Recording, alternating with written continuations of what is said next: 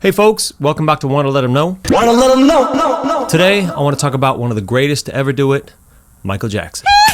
And another one of the greatest to ever do it, Quincy Jones. And today we're going to talk about one of their relatively early collaborations, Don't Stop Till You Get Enough. And we're here at the studio desk, so we're going to get into the session right now. Michael famously didn't want the string section to be in the intro here. Michael sent me a note.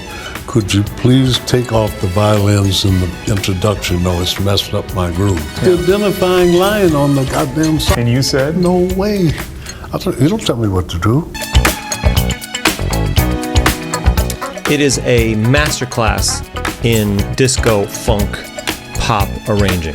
Phil Gaines, for example, known as one of the greatest keyboard players to ever live, does not need to show off.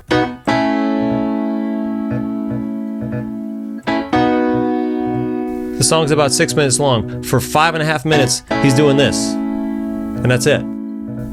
This is where the funk is for me right here.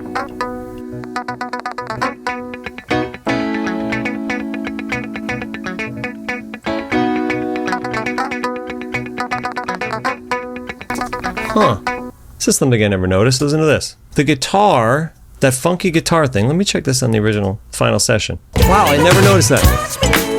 End of the chorus, no guitar. 2 bars later, guitar enters.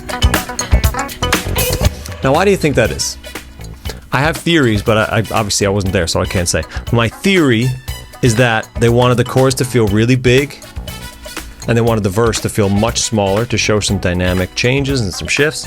So they decided, you know what? Let's make the verse as small as possible at first, and then bring in the funk guitar after that first phrase. And then, of course, another one of my favorite parts of this song is the outro. The band fades, everything fades, and my favorite funk part, the clavinet and the guitar remain.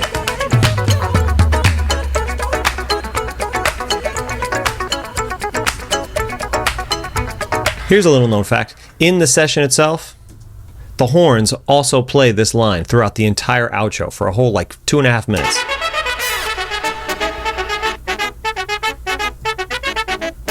Turn off the reverb for you. Now, that's really cool, sure. But is it cooler than just having the guitar and the keyboard do it? Nah, I don't think so.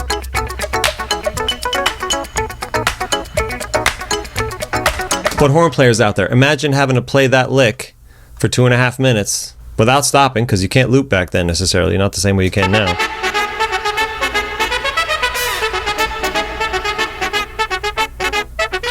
Probably going blue in the face trying to play this part, and then it not even ended up on the record. That's a shame.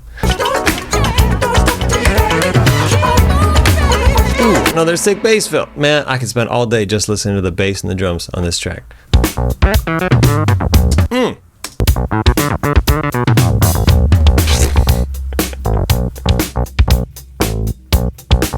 One day I'm going to do an episode on the idea of adding a little nonsense to your track. Just for fun, just to fill it up a little bit, just to for some ear candy, for something else. It doesn't have to be musical necessarily. It doesn't have to help the composition of the song or the arrangement of the song necessarily, but it's just something to hear that's fun. And there's a few examples of this that I really like. This is one of them.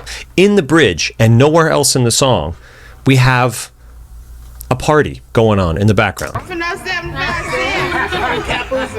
This is on the background vocal tracks during the bridge. If you listen closely to the final recording, it's there. It's louder than even you probably remember, but it's there. Oh, hey, man, look at that fight.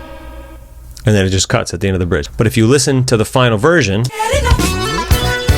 you can hear it percolating. You can hear that little bubbling of people just talking and chattering and hanging and partying.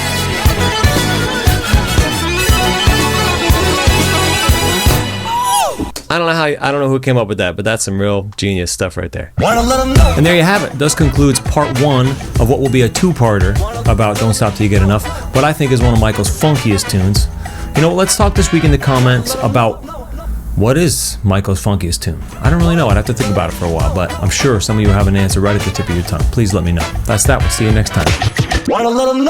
Peace.